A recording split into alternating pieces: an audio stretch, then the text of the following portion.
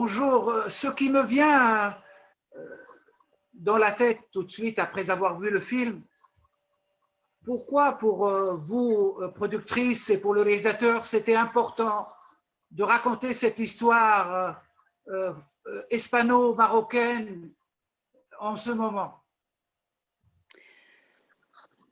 Bonjour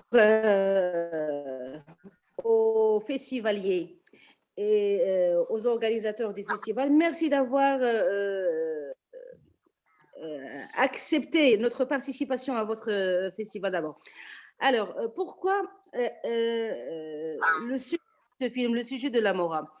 Vous savez, le sujet, c'est un sujet qui est un peu, pour nous les Marocains, c'est rares sont les gens qui connaissent cette histoire des Marocains qui ont participé à la guerre civile aux côtés de Franco.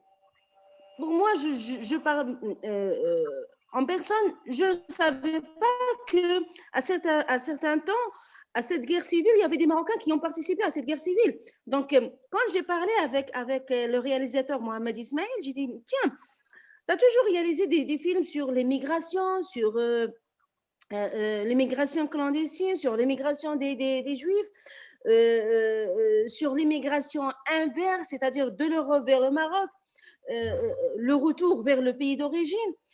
Mais est-ce que ça t'intéresse de faire un film sur les Marocains, les soldats qui ont fait un exploit, un vrai exploit, qui ont sacrifié de leur vie, de leur famille, pour rejoindre une guerre dont la cause de cette guerre ne leur intéresse pas. Ça ne fait pas partie si vous voulez dire qu'ils étaient poussés à participer à cette guerre, à faire un moment où le Maroc connaissait la famine. C'était dans les années 30, où le Maroc vivait des moments durs, des moments de la famine, de la discrimination et de la sécheresse. Donc,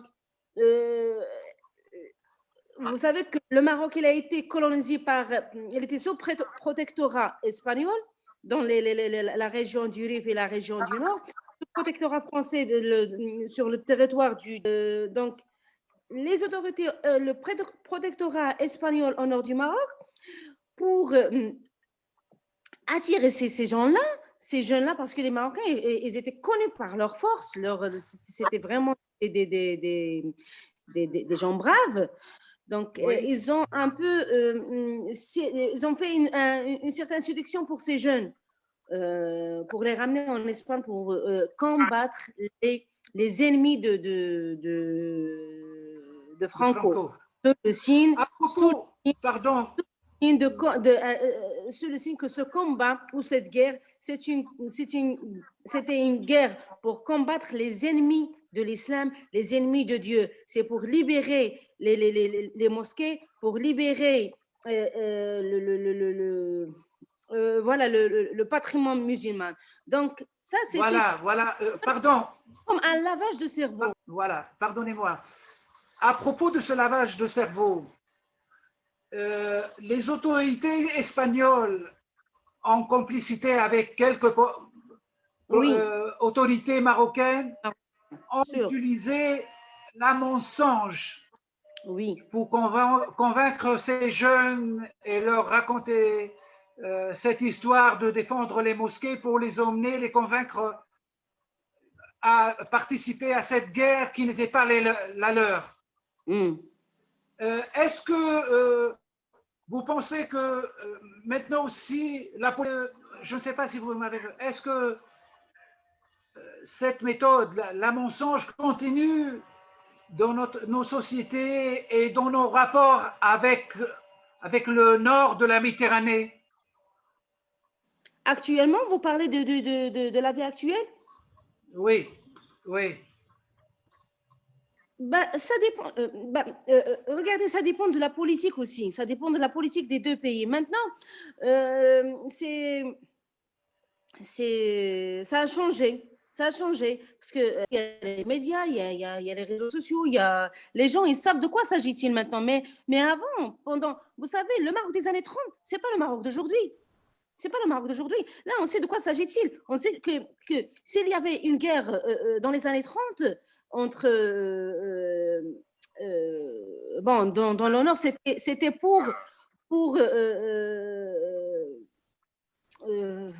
la libéralisation de notre territoire, pour libérer notre territoire. Et si ces Marocains étaient contraints de participer à cette guerre, c'est parce que eux, les pauvres, parce que c'était, comme je viens de vous dire, c'était un lavage de cerveau.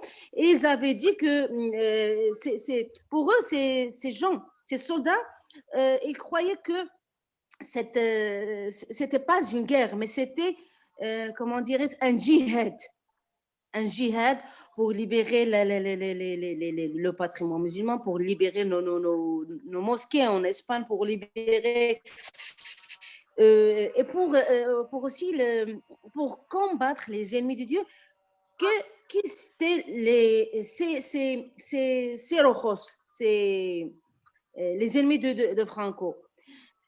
Maintenant, je ne pense pas qu'on va avoir la même mentalité. Hein. C'est pas la même mentalité. Si par exemple, moi je suppose que si aujourd'hui si quelqu'un vient nous dire comme quoi que il y a une guerre civile en Espagne, je sais pas. Je ne pense pas qu'il y a des gens qui vont participer hein, parce que de toute façon ça reste une cause d'une nation. C'est pas notre cause. Ça reste une cause d'une nation. Mais si c'est notre cause, oui, on la défend. On la défend à fond, à cœur. Oui, merci. Si on veut parler un peu de la production et du budget qui était disponible par rapport au coût nécessaire pour faire ce film, le budget était très limité et je vois de générique fin du film que le réalisateur a dû faire un casting surtout de Marocains pour prendre la place de beaucoup d'Espagnols pour limiter sûrement le budget. Comment a été fait le casting et comment le réalisateur a pu faire le film avec un tiers du budget? Et je voulais demander oui. à Hej, si possible, comme actrice, comment elle a été choisie pour le film, le casting, et pourquoi elle a accepté de jouer dans un film qui parle d'une histoire lointaine du Maroc. La question. Commençons par la production. D'accord. Alors, je vais parler de la production. La production de ce film, c'était vraiment le point noir. C'était vraiment parce qu'on était obligé, on a remarqué le budget réel du film, c'était 9 millions de dirhams. On n'a reçu que le tiers du fonds d'aide oui. du cinéma marocain, du centre de cinéma marocain. Le réalisateur, il a dépensé de ses poches, il a mis toute sa fortune dedans. Les associés, même l'héroïne du film qui est le Farah Fassi qui a joué le rôle de Maria, il a dépensé toute sa fortune.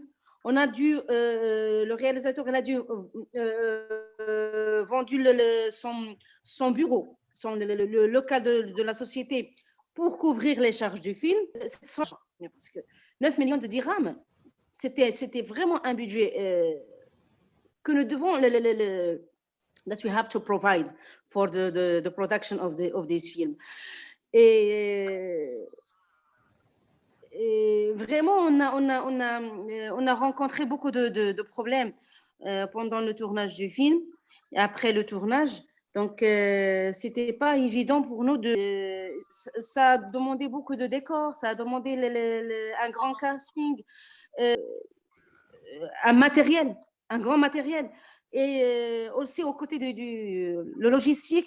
Donc, c'est toute une chaîne de besoins dont le budget qu'on a reçu du Fondé n'a pas couvert toutes les charges. N'a pas couvert toutes les charges.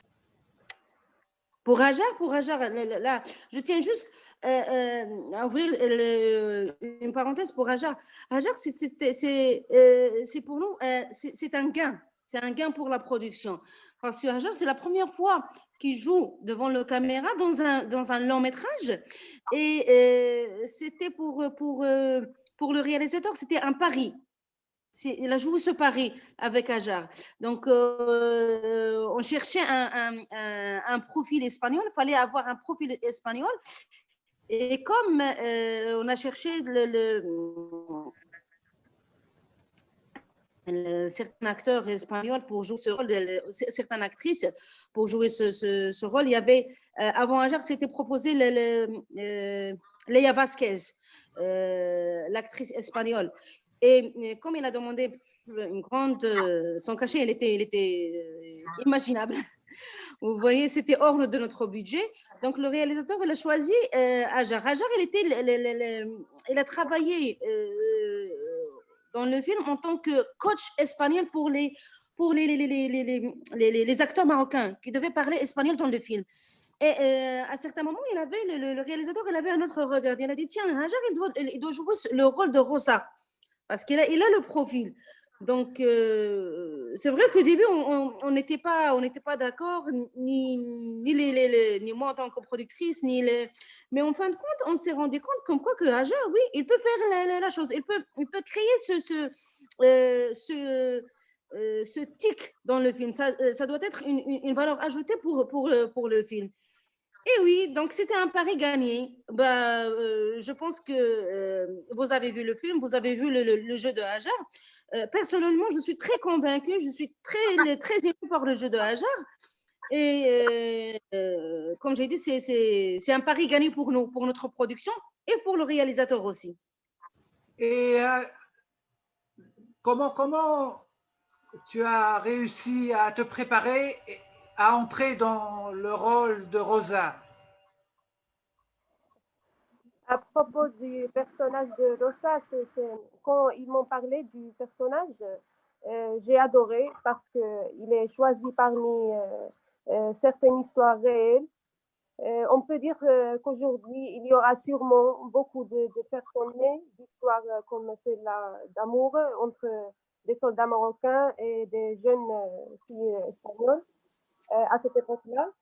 Et on peut dire qu'ils sont toujours à la recherche de leurs origines et l'espèrent. Alors que c'était ce que j'ai aimé du personnage, c'était une histoire réelle. C'est un personnage réel. Il existe. Oui. Et comment ça a été le travail de coaching pour les autres acteurs? On a vu qu'à part 2 acteurs espagnols, j'ai vu moi un certain González et un autre acteur, tout le cast, tous les personnages qui étaient espagnols ou marocains dans le film étaient joués par des acteurs. C'est un marocain, c'est un défi qui s'ajoute un peu au défi du budget pour faire un film historique, compliqué, et dans le décor, les endroits, le repérage a dû être très difficile pour le réalisateur et pour la productrice.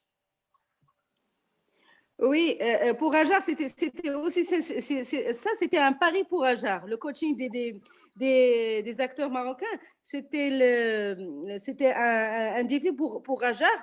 Et à certains moments, j'ai senti que Hajar, il joue c'était plus qu'une finale de la Coupe du Monde pour Hajar. Vous voyez, de coacher les acteurs marocains. Heureusement qu'il y avait des acteurs marocains qui parlaient parfaitement l'espagnol.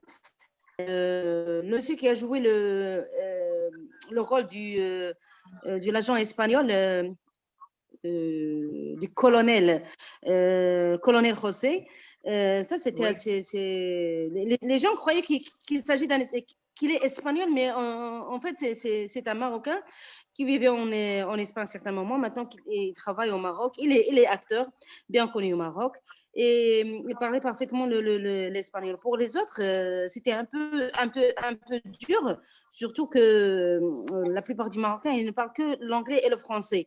Et rares sont les gens qui parlent l'espagnol, sauf pour les gens qui sont issus du nord du Maroc. Ça, pour eux, l'espagnol, c'était une langue maternelle. Et la difficulté, je pense que Ajal va parler un peu de la difficulté qu'il a rencontrée surtout avec, je pense qu'avec Chouaib, c'est un rôle joué par Mehdi Foulen. Mehdi Foulen qui a fait une très bonne carrière au Maroc.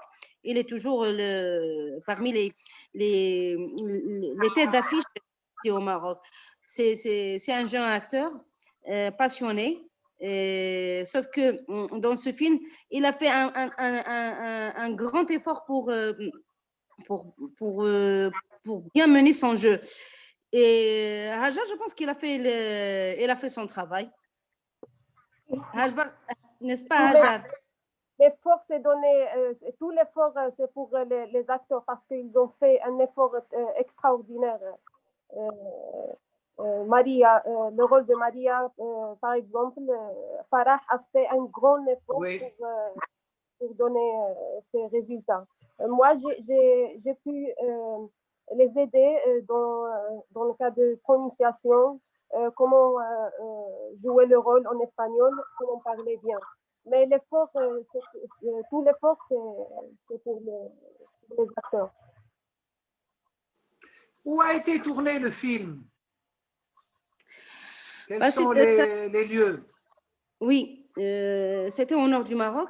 On a choisi de tourner entre Tétouan, Chefchaouen et Qsar Kbir et la côte méditerranéenne jusqu'à les frontières avec le Rif. Donc, pourquoi ce choix? Parce que, vous savez, je pense que ce qu'on a gagné du protectorat espagnol sur le territoire, sur notre territoire marocain, surtout sur le nord, c'est que les Espagnols, ils nous ont laissé un grand patrimoine au nord. Un grand patrimoine, des édifices historiques, des monuments, des lieux de tournage magnifiques. Magnifiques. On a pu tourner à Chefchaouen et c'était vraiment quelque chose, c'était vraiment des lieux magnifiques de tournage, des lieux, on dirait qu'on avait tout un plateau de tournage entre l'église, entre la place. Il y avait une grande place au centre de Chefchaouen. C'est une place typique. Il est à l'instar de la place, le Grand Jardin de Séville. C'est vraiment, ils sont jumeaux, si vous voulez dire, ils sont jumeaux. Et voilà, on en a profité pour tourner quelques, comment dirais-je, une grande partie du film dans ces lieux-là. Aussi pour Tétouan, il garde toujours il a toujours son éthique espagnole. Et là, ce tic espagnol, ce charme espagnol, est une ville parmi, à l'instar des villes andalouses de l'Andalousie. Oui, pour cette pandémie a empêché sûrement le film de sortir dans les salles. Mais juste avant, je sais que le film a été présenté dans un festival marocain. Comment il a été perçu par les Marocains, par la critique, par le public qui était présent durant la seule projection qui a eu lieu au Maroc? Oui, la première projection du film, c'était au Festival national du film à Tanger. C'était l'année dernière, je pense. Oui, l'année dernière. Et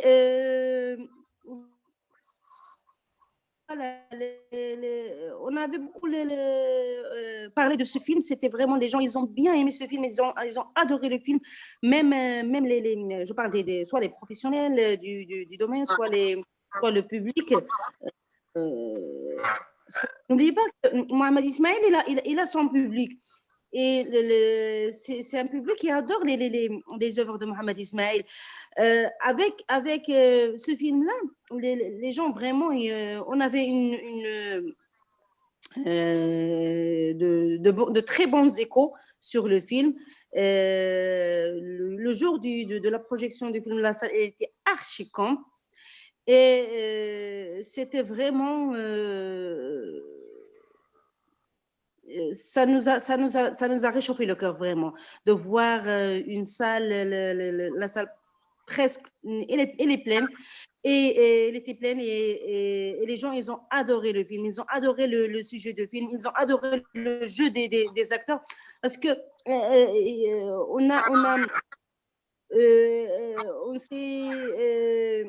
on a travaillé avec des jeunes acteurs. Vous voyez, il y avait Hajar comme un nouveau visage sur le cinéma. Il y avait des jeunes, il y avait que Mehdi Foulan et Farah Fassi qui sont connus par le public. Mais les autres, c'était des gens c'était des jeunes qu'on a pu dénicher d'après les séances de casting qu'on a fait sur 3 mois avant le début du tournage. Et Hajer, vous êtes jeune, vous êtes en train à travers ce film, de découvrir une histoire méconnue par les nouvelles générations. Qu'est-ce que vous pensez de ce genre de film qui reprend des aspects de notre histoire et notre rapport avec la rive nord de la Méditerranée? Qu'est-ce que vous avez appris à travers cette histoire racontée par le cinéaste Mohamed Ismail? Il a appris que le cinéma marocain est dur. Oui. À part l'expérience, je parle de cette histoire que raconte ce film. Moi, j'ai toujours aimé les films historiques. Je suis j'adore les histoires historiques parce que ce sont très importantes pour nous, les jeunes, en plus. Et cette histoire, c'est une partie de l'histoire de mes parents, de mes grands-pères, parce que moi, mon grand-père, c'était un soldat aussi. Il a participé dans cette guerre civile espagnole. Alors, c'était une histoire très importante pour moi. Merci. Une autre question. En voyant le film et l'évolution de l'histoire, et en sachant que le réalisateur a eu des problèmes de budget, je voulais demander si le film a été tourné en plusieurs phases et si le manque de budget n'a pas influencé un peu l'élaboration de la fin du film. On a l'impression que la fin du film, la dernière partie du film, n'a pas été soutenue financièrement par le budget, parce qu'il n'y avait plus de budget. Je vais vous dire une chose. Si aujourd'hui Mohamed Ismail il souffre, c'est à cause de ce film, c'est à cause de la production de ce film. Parce qu'on n'avait pas un grand budget. On était contraint de dépanner. Voilà. Heureusement que lorsqu'on a débuté le tournage, on n'a pas arrêté. Le tournage, ça a été enchaîné. C'était 6 semaines de tournage. Et toute l'équipe, ils sont venus de Casa, de Rabat, des autres villes du Maroc. Et imaginez de prendre en charge à peu près, on avait 75 personnes prises en charge, nourries, logées. Et avec chaque jour, il y avait bien sûr, vous savez, ça tourne comme ça au Maroc. Un technicien doit être nourri et logé et avec une prime journalière, une prime quotidienne. Et heureusement, je dis qu'on a fait les mains et les pieds pour ne pas arrêter le tournage. Et alhamdoulilah, je dis alhamdoulilah qu'on a pu continuer, qu'on a pu achever le tournage au bon moment. On n'a pas pu arrêter. C'est vrai qu'il y a certains réalisateurs qui, malgré qu'ils avaient le budget pour tourner, et pourtant, ils avaient fait un arrêt de 2 semaines, un arrêt de 2 mois, de 3 mois. Donc, pour nous, on n'a pas fait cet arrêt parce qu'on savait qu'un arrêt, ça, il engendre des dégâts. Ça va engendrer des dégâts. Donc, on a évité de faire un arrêt, on a enchaîné et alhamdoulilah, on a achevé le tournage au bon moment. Si aujourd'hui, comme je vous ai dit, c'était dur pour nous, c'était dur pour moi, pour les acteurs et pour le réalisateur. Aujourd'hui, tous les Marocains savent que Mohamed Ismail, il souffre aujourd'hui à cause de son dernier film. Après les échos des Marocains sur le film, on est très satisfait de notre production. On est très satisfait de ce fruit. C'est le fruit d'une souffrance. Vous voyez, ce film est le fruit d'une souffrance. Heureusement qu'il y avait des gens qui ont une certaine sympathie vers ce film. Je parle des acteurs, je parle de Hajar, je parle de Farah, je parle qu'il y a dépensé des gens qui ont dépensé de leur propre poche parce qu'ils ont cru à ce projet. C'est important de lutter pour réécrire l'histoire de nos pays. Un film historique sur des faits historiques est très important. Je vous laisse la dernière parole. Qu'est-ce que vous voulez dire au public du festival du cinéma africain du New York qui va voir le film L'Amora, l'amour au temps de la guerre? Je leur dis que le succès ne vient pas facilement. Et il faut sentir la douleur pour sentir le bonheur. Voilà, on a senti la douleur dans ce film. Mais en fin de compte, nous sommes très heureux. Nous sommes très heureux pourquoi? Parce qu'on a donné au cinémathèque marocain. Pour moi, c'est un chef-d'œuvre. Ce film, c'est un chef-d'œuvre. C'est une reconnaissance pour ces soldats qui ont lutté de leur sang, de leur vie, de leur famille, qui ont lutté pour que les autres vivent. Vous voyez, ils ont lutté pour des autres, pour ces Espagnols. Et je vois que l'Espagne, en tant qu'État, un État de droit, doit rendre hommage à ces soldats. Comme a fait la France pour les soldats marocains, l'Espagne doit au moins rendre hommage à ces soldats. Voilà. Je tiens à remercier chaleureusement African Film Festival of New York, son public et ses organisateurs. Et je dis au public de New York, bonne projection. Et puis voilà. Et vous, Hajar, qu'est-ce que vous dites au public qui va vous voir pour la première fois dans un long métrage? Je dis qu'ils doivent encourager ce genre de films parce que ce sont des hommages pour l'histoire du Maroc, du Tunisie, de l'Espagne, de tous les pays. Ce genre de films, ce sont des hommages, des vrais hommages pour nos histoires. Merci beaucoup à vous deux et bonne chance à nous tous dans cette situation pandémique mondiale.